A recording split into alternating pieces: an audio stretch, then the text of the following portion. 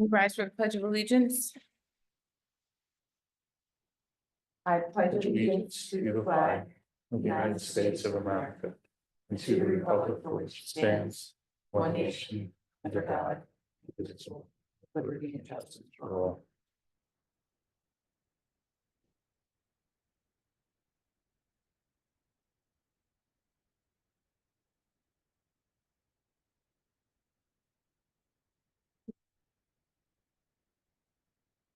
Welcome everyone to the regular public meeting of Lower Gwinnett Township Supervisors, Tuesday, January 28th, 2025. The Board of Supervisors did meet in executive session on January 6th, 2025, and prior to tonight's meeting to discuss matters of real estate, personnel, and potential litigation.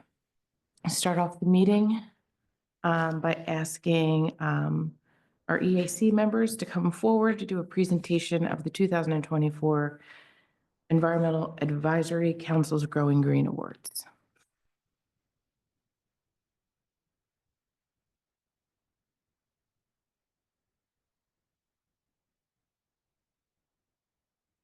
I think if you just push it and turns green, it turn green. No? Didn't turn green? There it is. Okay.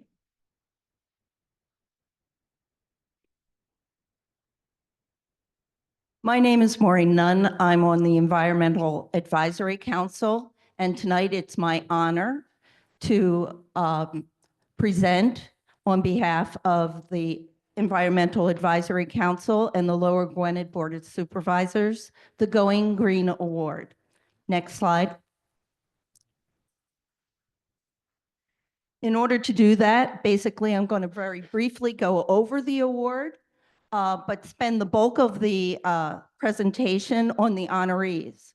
I'd like to finish up by acknowledging the contributions of the Going Green Award Committee, without whose help none of this would have been possible. Next slide. So, what is the Going Green Award and what is it not? The Going Green Award is not designed to find the most environmentally sustainable person, organization, or corporation within Lower Gwinnett.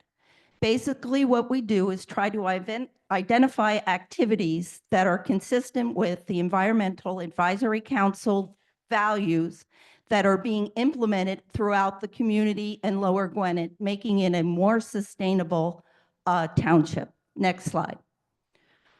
I'm going to start off with our 2025 honorable mention, JourneyWorks. JourneyWorks is an organization. They work with neighborhood schools and congregations, and basically they give people the tools to enhance their ecological value of their landscapes. So they grow plants, provide design guidance, and then engage volunteers to make everything happen. They are, in fact, a nonprofit, and their mission allows the Environmental Advisory Council to achieve one of its very, very difficult goals, and that is to encourage residents to engage in environmentally sustainable practices on their personal property. Next slide. Basically, they do a lot of consultations and presentations throughout the community. So they do, in fact, reach out to the community and try to encourage everyone throughout to do environmentally sustainable practices. Next slide. We actually became aware of JourneyWorks last year. They were nominated again this year. And we were introduced to the concept of the Pollinator Palooza Garden, which is basically they take a section of your lawn and plant native plants which attract bees and encourage the growth of native plants and also the pollination process. This year, their accomplishments really put them over the top. They had, at the time of our interview, they had already worked on 105 yards throughout their township, and 17 of those were within Lower Gwinnett. They also introduced something that we thought was really important, which is a shade set of Palooza plants. Everybody can grow things in the sun.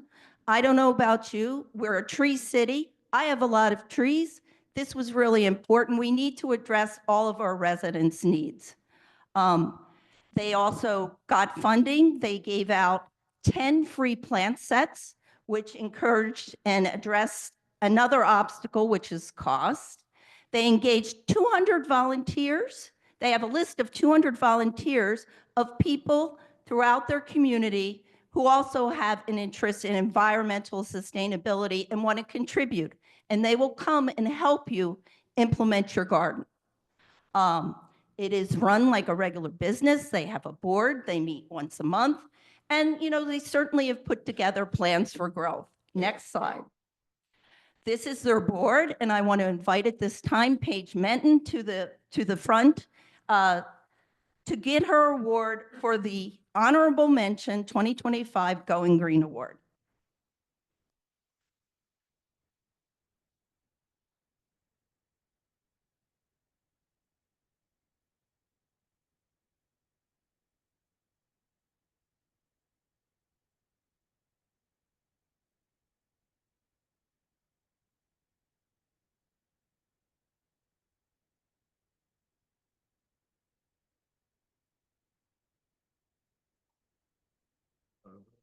Next.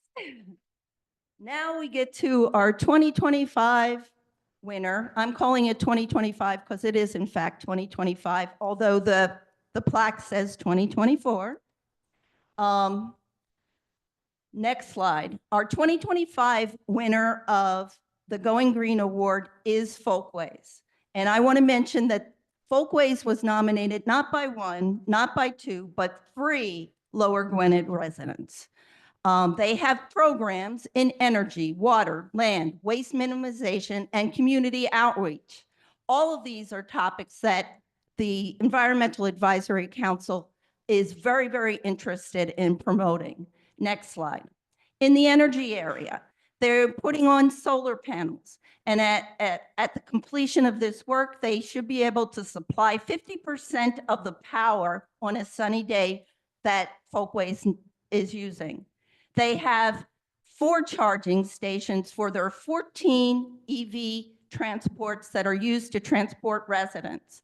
In addition to that, they're 70% done in their efforts to replace all of their lights with LED lights.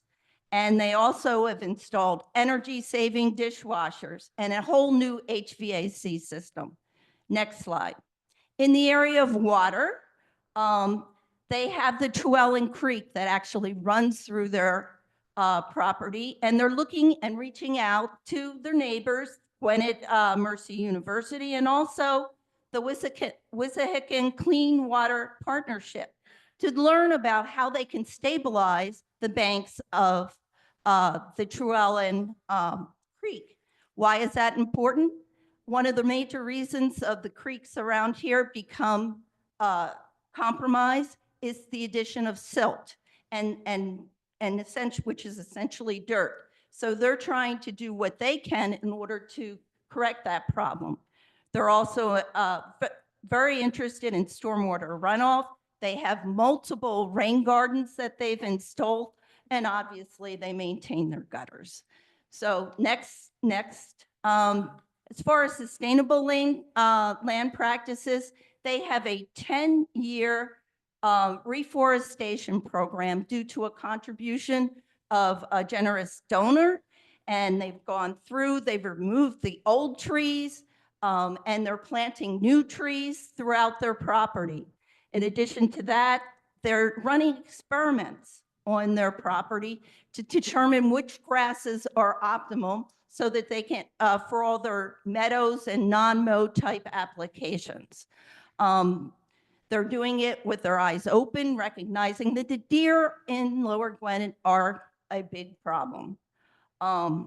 They promote native trees and plants and have, in fact, a wildflower meadow planted. And they also educate their residents, and they've hired a professional beekeeper. Next. They're very, very proud of their waste minimization program. Literally, none of us who've worked in the environmental area are unaware of the impact of plastics. Basically, they've gone out and found a plastic container for their food that residents can use that is compostable. And they've set up compostable waste bins throughout that are easily available, so that they're making it very, very easy for everyone in their residents to do the right thing. Next. They've reached out to the Wissahickon Charter School, and they've engaged them to help them achieve some of their goals. And in doing that, they're training our next generation of environmental enthusiasts. And so we also want to thank them and the Wissahickon Charter School for everything that they've done. Next. With that, I'd like to invite, we're honored tonight that they have come over with Phil DeBond, their CEO, and I'd like to present him up here at the podium, the Going Green Award. And I hope everybody will clap because they've done a phenomenal job.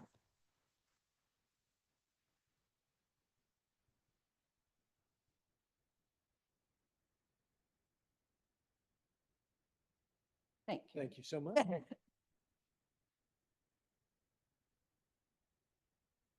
Finally, I'd like to acknowledge the contributions of our committee. Next, I'm going to start off with Ree Monahan because she was in fact the chair of the Environmental Advisory Council when I joined. She has a background in environmental science, watershed stormwater management. She works with residents, agencies, and organizations and environmental firms in order to adopt sustainable practices. She's currently the vice chair of the Environmental Advisory Council, and she's contributing to our efforts in clean energy and green building practices. I also want to acknowledge Marianne Gray, who is a long-term member of the EAC and our former secretary.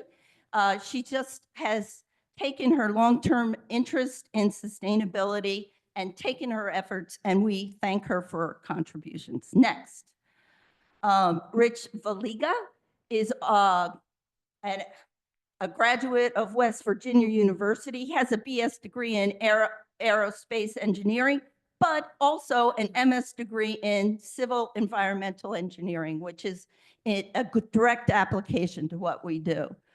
He's a diplomat in the American Academy of Environmental Engineers, and thus is able to keep us abreast of the latest concerns. He's also been commercially successful in launching environmental sustainable companies, making biosolids, taking waste and turning it into soil and fertilizers.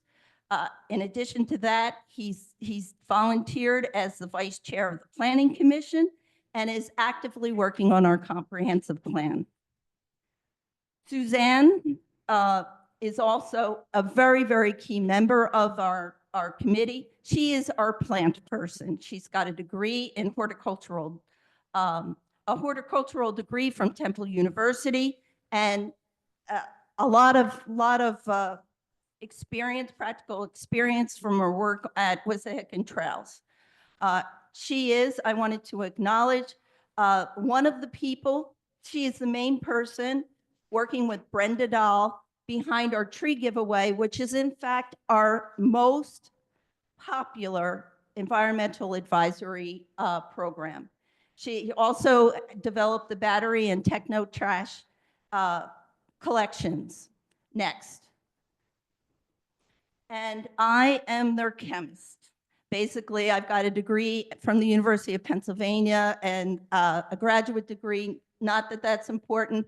Basically, what I am is an application chemist, and that means I know a lot about a lot of things: coatings, adhesives, sealants, elastomers, water treatment, a whole slew, and that's because I worked in industry for about 40 years. So over 40 years, you do touch a lot of things. I try on the committee just to make sure what we do makes chemical sense.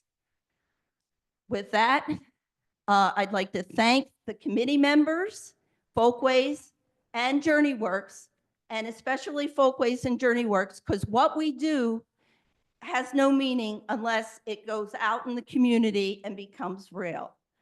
And I want to ask everybody here, if you do in fact become aware of someone who is doing something right, please make sure that they're nominated for the Going Green Award. Thank you.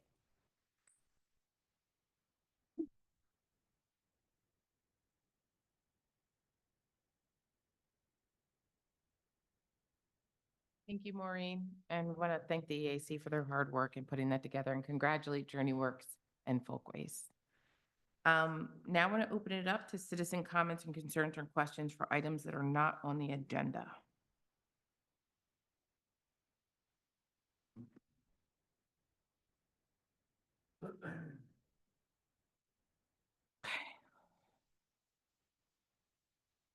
They're leaving for a photo, not for. This is also the time that you can leave if you so choose. Okay. Thank you guys for coming out.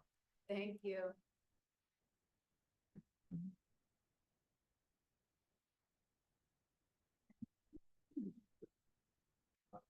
That was great. We had two really deserving recipients of that award.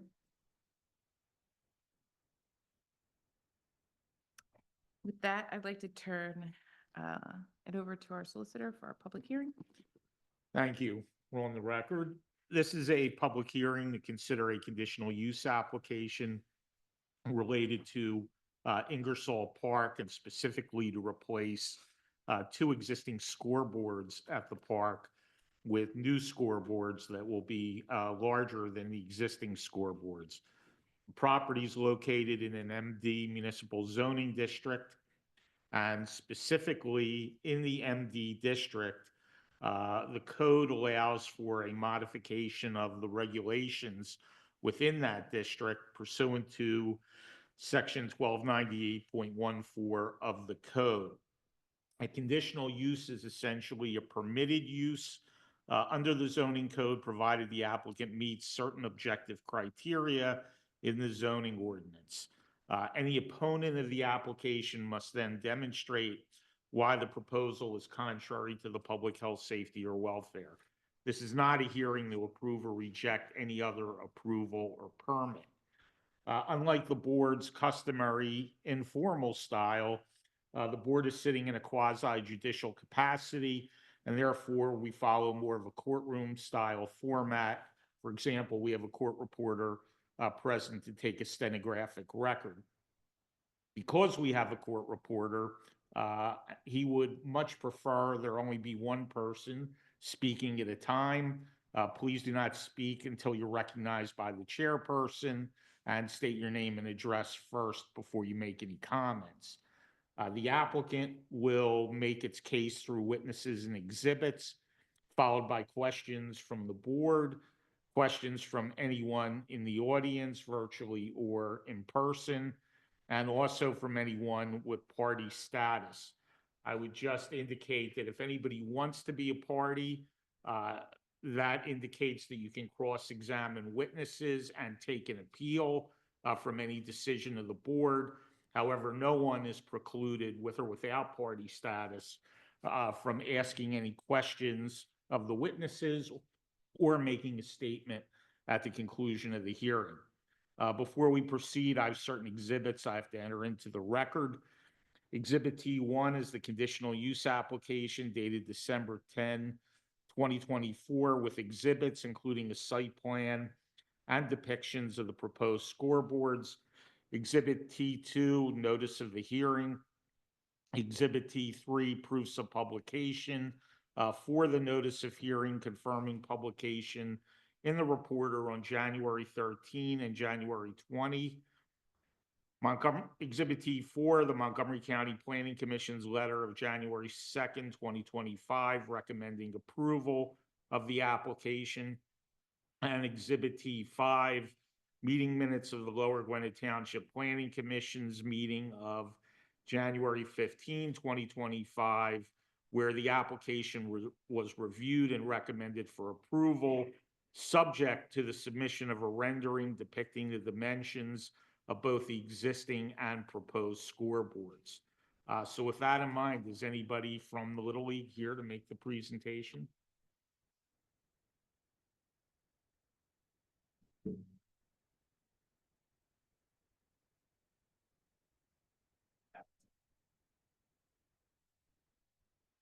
Adam Taylor, you need my address? Yes. Address or no?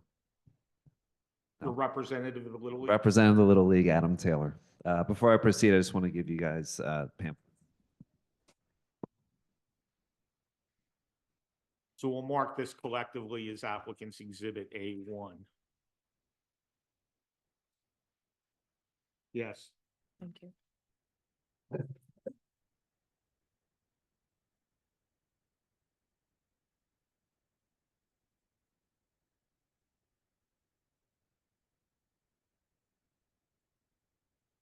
All right, thank you.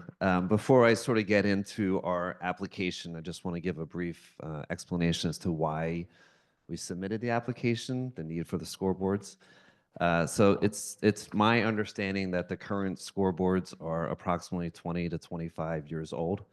Some of them are, or I guess both of them are not in the greatest shape.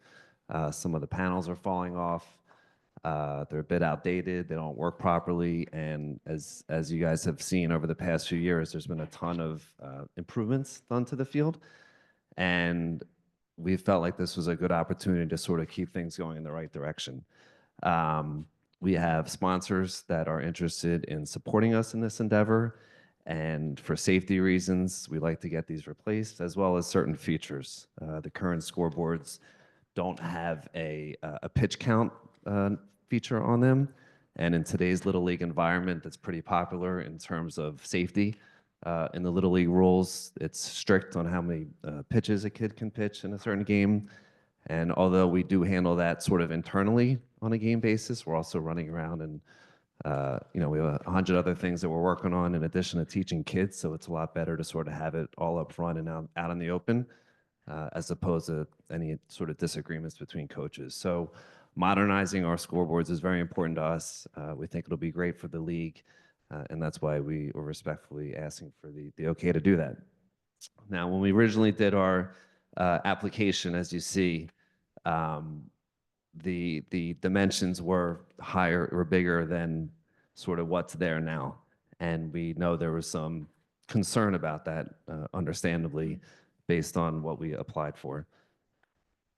So the ones that we applied for, which was on the original application, I believe would have been essentially 1 foot wider on the minor scoreboard, 1 foot wider and approximately 4 feet taller.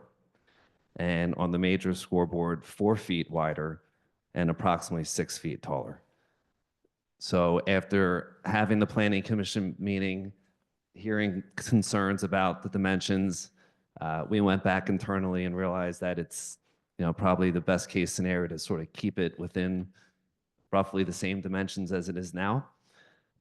So the new proposal, which you guys have in front of you, essentially states that the width of the scoreboards won't change, and the dimensions of the height dimensions may change somewhat, but not substantially, more than what was in our original application.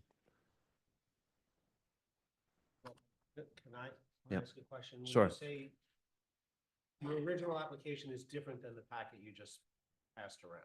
So are you committing to the application or are you committing to what's here? Because they're different. Correct. So we're committing to a design and dimensions. That's what's in front of you. Because of what the application, it's too large. Based upon feedback and knowing the amount of work that it would take to get done, it's not feasible. So we're going back, scaling things down and saying this is sort of the design and approximate dimensions of what we're looking for. So I guess the word approximate is what Yeah. concerns me. Correct. When will you know when it's? So we've been in design planning process now. And I can tell you the max, I guess, essentially of what it would be. So the width won't change. What's there now won't change. The width of the scoreboards will not change at all. And feel free to correct me if you guys want me to. But the minors scoreboard in terms of the height won't be greater than 2.5 feet from where it is today. That's the max. There's certainly a chance it could be under that, but we know it won't be more than 2.2 feet, This is 6 2.7. inches. This is 2.7 in the. Right. That's it. Oh, even the packet. It's a little, yeah, we had to update it a little bit. I apologize for that, Why but do you not know the exact dimensions? because we've been working with the scoreboard installations, we've been trying to get designs over the past few weeks. It's not as easy. We're waiting on responses from them. We can only do so much. And we're trying to get a size that fits with using the existing poles without doing a major replacement. We can only push so much. We know what needs to be done, and we're doing our best. Yeah, so there's not like set sizes from companies for these boards? They're all There are different sizes. There are different sizes, but some require a major replacement of the poles, which we're not going to do. The ones that we're trying to get within the existing poles, there's different sizes, but they're not set. Like if we want to add a panel for a sponsor sign, like they're going to fluctuate slightly. Okay, But- I really appreciate you. When I read the background packet, I was concerned about the size. but Yeah, if and that, you're right. coming down, this looks much more acceptable to me. Yeah, and it will not require the replacement of the poles, which I know was a concern too. And then that's a big undertaking. I get it. Taking them down, putting up new ones, it's a safety concern. So we went back and discussed it internally and thought it'd be the best bet to just keep the poles there and essentially just make it a replacement of the scoreboards. Just going back to your other question about the height. So that was on minors. And then the majors, again, it will not to exceed 3 feet. 3 feet. We're doing our best to keep it under that, and there's a chance it can come under that. There's different, as far as the sponsors go, we might be able to make that a little smaller and play with things around, but it will be a not to exceed figure. And again, it won't require replacing the poles. So, just so we're clear, what you're committing to tonight is Miners Field same width, Miners and Majors Field is both same width. Correct. Miners Field not to exceed 2.5 feet in height to the current height. And Correct. not, just so we're on the same page, not the size of the scoreboard, the height from the ground of the scoreboard. I just want to make sure we're on the same page. Is that what we're saying, or that's not what we're saying? Is the are the scoreboards going to be higher than they are now, even though they may be relatively close in size? Yeah, of course. No, I think we You have to just swear you in. identify yourself first. So Jeff Carcione, He has to be sworn to. Carcione.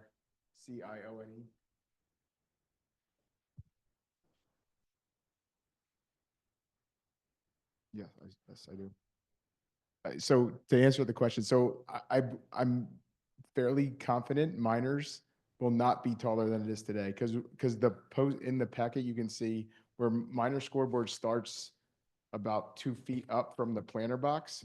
So we would start the scoreboard closer to the planter box. So that's where we'd gain that additional feet. Majors would be a little taller from the ground today, but the sizing in the packet is scoreboard size. So not from the ground. So, yeah, I just want to be clear. I'm not making a comment on it. I just want to be comprehensive in our understanding. So the major scoreboard will be both larger than the existing scoreboard, up to 3 feet. It could be the same, and higher than it is now. It'll be higher by that, whatever the addition is, that's what it's gonna be And higher it can than. only go up. Correct. Okay, you It'll, can't- yeah, because of the fence, Yep, because of the got it. fence line. Totally Yeah, understand, yeah, but again, I just want to make sure I yeah. understand. Yes. So the 3 feet is in height. The, up to, majors would be up to 3 feet taller than it is today, yes. And again, that is all contingent on us being able to use the same the poles. Once that becomes, once we can't use the same poles, we can't go up higher. We're using the poles that are there today. So that's contingent on the height. Are you, you're certain that with the proposed scoreboards, you can use? So the scoreboards in that, what you're looking at, and there's a note there on one of the pages, we've already reached out to an installer, and those scoreboards in that pamphlet, we can use the same poles that Okay. are there today. Yeah. And to answer your question for sizing, so we had all the sizing for the scoreboards for the packeted plan. We just started this alternate plan after the planning commission meeting. So this has only been 2 weeks in work, which is why we don't have we're still in the design phase with the new company, trying to get what we wanted up there in the size constraints that we have. I see. All So right. so we will have it, but we just don't have it today. Do you know if the electricity is sufficient for the new Yeah, sign? so both scoreboards have electricity to them already. It'll just be a unplug and replug in. Mhm. Yes. You don't need a bigger power source? No, Okay. no, not that we're aware of today. No. And we've talked to an installer, so we don't believe so. So the approval that you're gonna seek, because you sort of went back after the planning commission, is, and I understand even though there's snow on the ground, the season will be here before we know it. Yeah. So you're not asking us to approve a specific design or a specific height, but something not to exceed certain things so that you guys can get moving, right? Obviously, so Yeah. you're ready for the season. And that's actually one of the questions we asked at the planning commission meeting. We said if we went smaller, would we have to go back there? And they said no, because they approved the bigger one. We were reducing it. So yes, we will have plans hopefully in the next few weeks, but we don't have them tonight. Do you have any idea if the new size, I'm reading the county's recommendation and the idea that the total size and the street frontage not exceeding 40 square feet. Do you believe that the new size will exceed 40 square feet? So I think that's for the sponsor portion of it, I believe, because the scoreboards are bigger than 40 square feet, I think. It's the total sign area. Yeah, well, I mean, the ones there today are bigger than 40 square. I was just making sure that Yeah. it's still going to be over Yeah, 40 square feet. yes. Because otherwise, then they don't need the additional use. Just trying to help you. Who will own the scoreboards? The Little League. So I hope the Little League never leaves. What happens, because is it a fixture? All those real estate lawyers out there? I guess it sort of dovetails with who owns the signs and what are the standards for sponsors. You guys, I'll say this for the record, no concerns with what you guys have done. You've done a great job. But sort of to date myself, I guess, I'm not sure we're going to want Chico's bail bonds to be the sponsor of the signs. What are the standards for sponsorship? Yes. Yeah, so I think like when the ordinance was approved a few years ago to put them on the fences, I think the township has the ultimate say. I don't think we've had an issue to this point. So I think at any point the board could approve or not approve any sponsor. And we would certainly have the sponsors on the final scoreboard designs before it got approved, permitted. I'm not sure that whole process, but. Can we, if we were to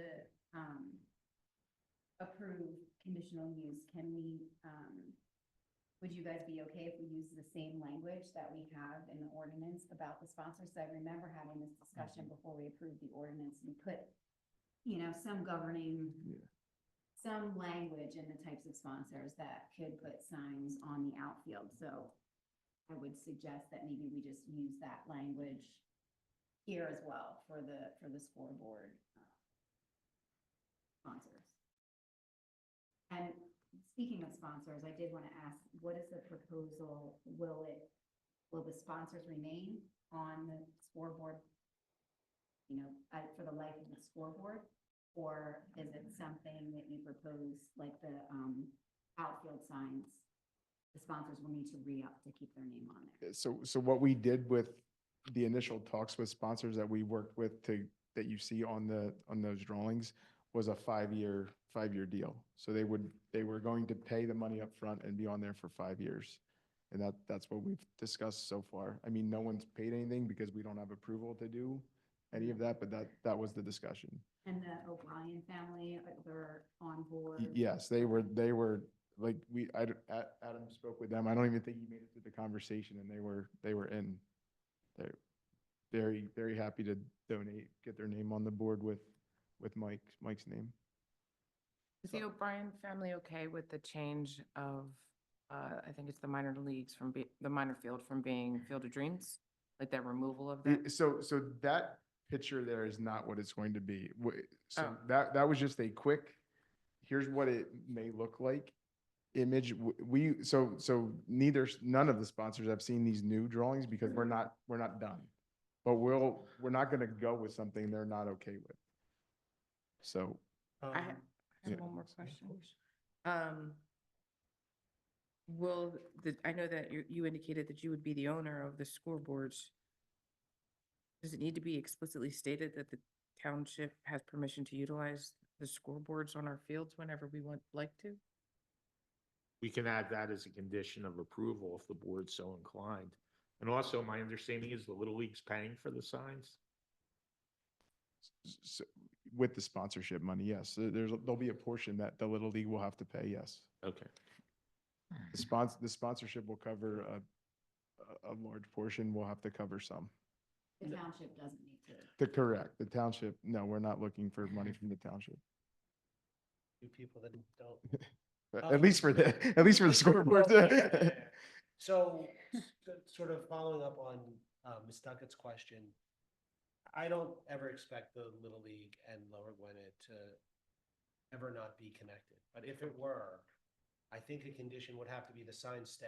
Not that I can't even envision you guys showing up with a pickup truck and taking the signs, but the signs have to stay. Yeah, I mean, I so, mean, it just seems. no, that makes yeah, sense. I mean, unless anyone has. so in 2019, and I was on the board at the time, but wasn't part of it. We put a scoreboard at Cutler. So I don't know what was done for that, but I'm assuming they did the same kind of thing. If the Little League went away, the scoreboard stays at Cutler. I wasn't, I have no idea. None of us were here. Before my time. I was on the Little League board, but not part of that process, so I have no idea. But yeah, I don't, that makes sense. Yeah, I just. Otherwise, there'd be 2 poles there and we'd be taking a sign, who knows where. So I don't Yeah, so know. it'll be look lovely in the backyard. Yeah, it's great. Your families would enjoy. And is the Little League going to be responsible for any maintenance work on the signs? Yeah, I mean, we're responsible today, which is why we were looking to replace them because they're getting to the point where they're costing more than it's worth to pay to fix them. The one original question I had with the original size, so I know that this isn't the original size, I know we're not clear, was the sign for the Little League, the minor scoreboard, if it was going to obstruct traffic in any way by the height and width that was originally proposed, but we're saying that that one is going to be no more than 2.5 feet in height. Which it which I don't believe will be much, But if at all, not much taller than today, because we're dropping it down some. Yeah, okay. And there's nothing behind the There's major scoreboard just- except that little parking lot Yeah. strip, so it doesn't obstruct it. No, no. And I'm assuming notice went out to the neighbors, and this wouldn't be on you guys, but notice went out to the neighbors who are located within a certain Yes. 500 feet, is that what it is? Okay, great. Just two more questions. On the minor scoreboard, on the back side of the scoreboard, I'm blank, it says Michael Bryan Yeah, Field or Field of Field of Dreams. Dreams, yep. Is that going to be impacted by this scoreboard, and what's the proposal with that? So when we're done, it will look exactly the way it looks today. So that, I actually saw that when we were out there measuring. Someone just painted the back of the scoreboard green and white stenciled that in letters. So we're not sure how we're gonna do that yet, but that will say what it says today when we're done. Okay. Great. And then my second question was, I only asked about the O'Brien family. Have you guys been in contact with the Bob Strimmel family as well? We have, so if you notice in that packet, Bob Strummel's not on there to try to decrease the size of the sign. Adam reached out to Bob's son, and he doesn't care if it's on the scoreboard, just so it's on the field. So if we don't have it on the scoreboard, we'll still do something at the field to have the name. So, but that's part of the design work still happening. So hopefully we'll get it on there. If we don't, we'll keep it on the field somewhere. In the outfield fence. The windscreen, yeah, the windscreen in the okay, outfield, yep. That'd be perfect. Okay. Okay. Great, Great. thank you. Just a suggestion, if the board so desires it, since the township's not involved in the design, the installation, anything, the payment, maintenance, would the Little League be amenable to an indemnification agreement in favor of the township? The correct answer is yes. Give it. Yes. Yeah. Yeah. The answer is yes. We'd be open to that, yes. For the record, we're partners, but we don't talk to each Right. other.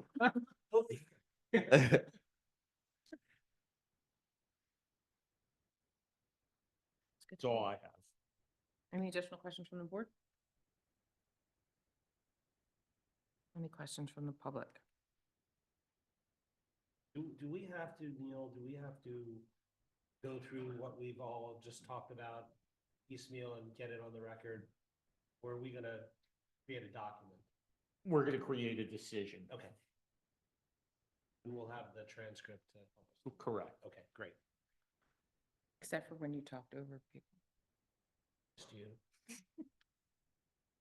Do we need to make a motion? So if the board so desires, we can conclude the hearing. The board will have 45 days in which to make a decision, but that decision will likely be rendered at the February 25th meeting. I'd like to make a motion to close the record. Is there a second? All those in favor? Aye. Record is closed. Thank you. Thank you. Thank you. If you guys want to leave, you can. Yeah. okay. You won't be penalized. Not staying for the rest of. That the should have been a meeting. condition of approval.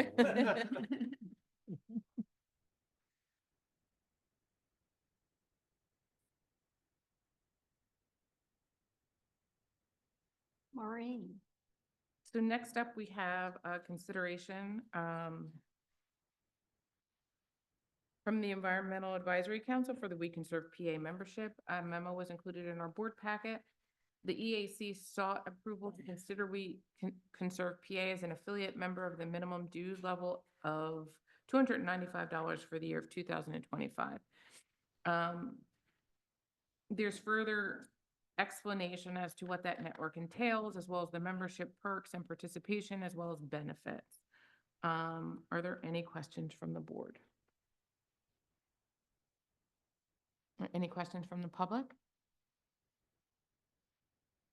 So I can make a motion to approve the EAC to joining the We Can Serve PA as an affiliate member in the amount of, as the minimum dues level of $295 for the year of 2025. Is there a second? All those in favor? Aye. Motion carries. Next up, we have the consideration to add an additional firefighter for the 2024 volunteer service tax credits. Included in our board packet was a memo from our township manager as well as our finance director. This individual is eligible and is a member of the North Penn Volunteer Fire Company. Has provided a notarized document confirming that they satisfy the eligible criteria in Resolution 2023-16 that implemented the ordinance. The individual is Dan Azoff. Are there any questions from the board? Any questions from the public? I'd like to make a motion to approve the volunteers listed in the memo. Dan Azoff from the North Penn Fire Company to be included as a firefighter who is eligible for the tax credit. Is there a second? Second? All those in favor? Motion carries. Thank you. Next up, we have the consideration of a RACP cooperation agreement. This cooperation agreement is with Gwinnett Mercy University. Included in our packet is a memo from Township Manager outlining that Gwinnett Mercy received a $2 million grant with the redevelopment assistant capital program, or RACP, for renovations to Loyola Hall and an outdoor space in front of the triplex. The Montgomery County Redevelopment Authority is administering the grant funds. We, as the host municipality, need to agree to reimburse certain contingent repayments or obligations of the authority. Again, that memo is included in our board packet. Are there any questions from the board? Any questions from the public? I'd like to make a motion to approve the cooperation agreement for GMU, the RACP grant. Is there a second? Second. All those in favor? Aye. Motion carries. Next up, we have the consideration of a proposal from the Bowman Consulting Group for traffic design related to a project at Penland Pike and Trewellen Avenue. The traffic engineer, you want to present, Chad?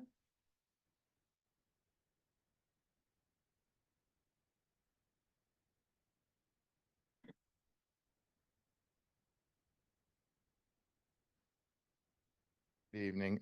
So as the board's aware, the township received a grant towards the end of last year through the DCD LSA statewide program to do the complete modernization of the traffic signal at Penland Pike, Trewellen Avenue, and Old Penland Pike.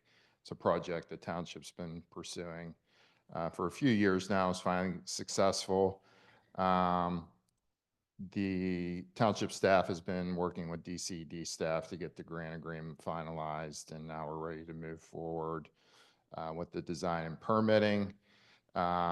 Since Penland Pike is a county road, this will be a little more involved review processes. Both Montgomery County and PennDOT will have to review our design and issue permits for the project. We anticipate right now that the design, permitting, and construction process will take a minimum of 18 months, and that's dependent on agency review times.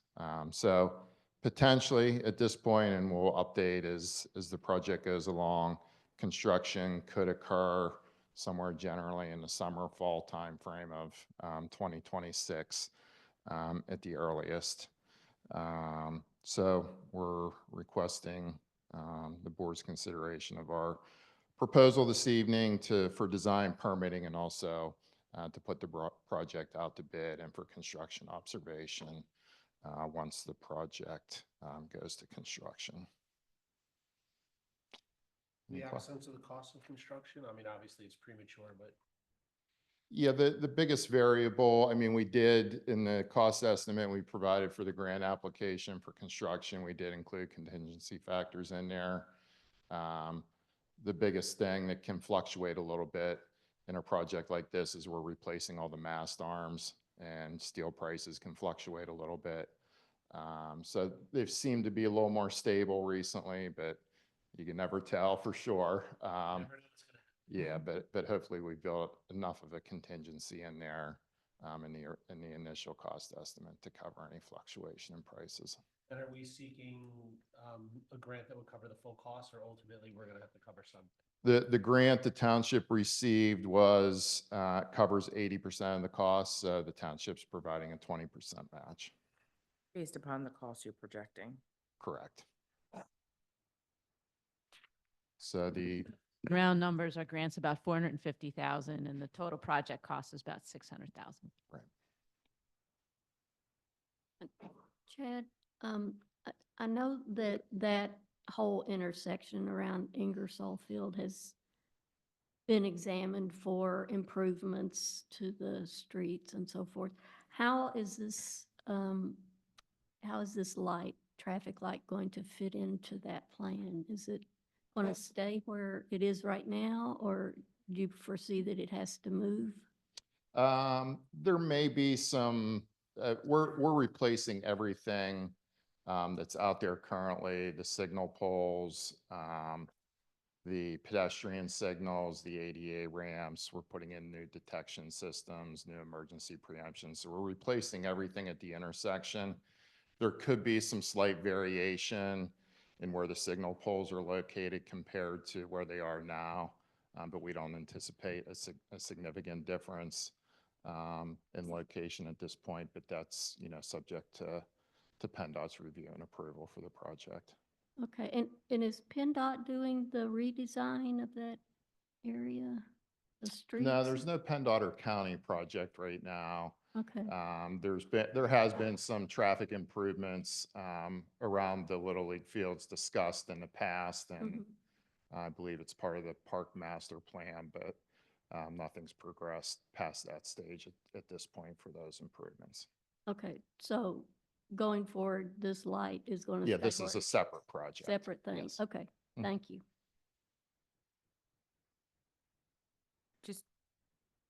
Just to be clear, do we budgeted for this year, 2026?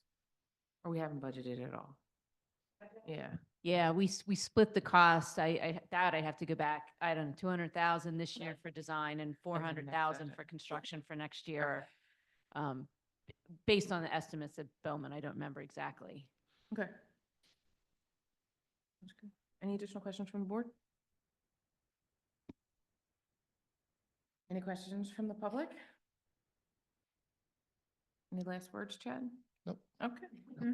I'd like to make a motion to approve the proposal from Bowman Consulting Group for the design of the traffic signal and the modernization project at Penland Pike and Trewellen Avenue in the amount of 47,000 plus reimbursable expenses. Is there a second? All those in favor? Aye. Motion carries. Thank you, sir. Thank you. Next up, we have the consideration of a licensing agreement with the property at 1137 McKean Road. Included in our board packet is a memo that kind of goes over how we came to this licensing agreement. Essentially, property owner at 1137 McKean Road has an encroachment of a shed on township property currently. They agreed to enter into a licensing agreement with the township that would be subject to the terms acknowledgement set forth in the licensing agreement. It just basically acknowledging that the encroachment exists, sets parameters pertaining to the identified encroachment. Are there any questions from the board? Any questions from the public? Seeing none, I'd like to make a motion to approve the licensing agreement for 1137 McKean Road. Is there a second? Second. All those in favor? Aye. Motion carries. Next up, we have our township engineer report for January 2025, included in the board packet.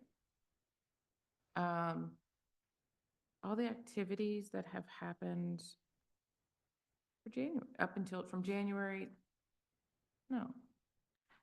I'm sorry, it's from November to January 28th, and then things that we expect will occur between January 28th and February 25th. Are there any questions from the board? No. Any questions from the public? Seeing none, let's thank our engineer. Keep up the good work. Next up is our traffic engineer report for January 2025. Kind of outlined all of the projects, again, included in our traffic projects. Any questions from the board? Any questions from the public? Thank you so much. Next up, we have our invoice report for January, been through January 28th of 2025. Has everyone had a chance to review the invoice report? Any questions or concerns for our finance director? From the board? No? Any questions from the public? Thank you, Melinda. I'd like to make a motion to approve the invoice report for January 28th, 2025. Is there a second? Yeah. All those in favor? Aye. Motion carries. Included in the board packet was the minutes of our meeting for January 6th, 2025. Has everyone got a chance to review those minutes? Are there any questions, comments, or concerns? Any questions or comments or concerns regarding the minutes of the January 6th meeting from the public? Seeing none, I'd like to make a motion to approve the minutes for the January 6th, 2025 meeting. Is there a second? Second. All those in favor? Motion carried. Included in our board packet is the supervisor liaison reports from our volunteer commission and the meeting highlights. Are there any questions or concerns from the board? Shouldn't be, there's only one. Oh, I'm sorry, too. I'm sorry, I scrolled too fast. Okay. Any questions or concerns from the public? Seeing none, we'll go to staff updates. Are there any staff updates? I have two quick ones. First of all, we found out today that we are going to be awarded a flood mitigation grant in the amount of $27,200 from the state to do the Penland neighborhood flood study. That's a big So, deal. Yep. Right. Yes. Very good. Very excited. Kudos again to Jamie, who put the grant Yes, application thank you, together. Jamie. Can you just, I know that, just for the record, so that it's included in the minutes, the flood study in Penland what's the purpose, or I don't know, Jamie, if you would be more comfortable saying the purpose and the expected, or if maybe this is a gym. We had a community meeting at Penland, at Penland Woods. I would say a year ago. Okay, almost a year ago, and we heard concerns about flooding in the creek in and through that neighborhood. So, as a way to further understand where the flooding is coming from and what could potentially be done to help those residents, we applied for this grant, and we were just notified that we were awarded. It's the same grant program that we used for the Houston Creek flood study in the Brookside neighborhood. So kind of the same plan as what had happened there. Great work. Thank you. Yeah, great Thank you job. so much. Thank you all. A little bit more grant news too. Every year, well, if DEP provides it soon enough, every year we get a recycling grant based on the volume of recycling that is collected in Lower Gwinnett. So it's usually like 2 years behind our actual collection amounts, but for the grant we just received is almost twice as high as the previous years. So last year's was $17,700. This grant will be $35,000. Oh, wow.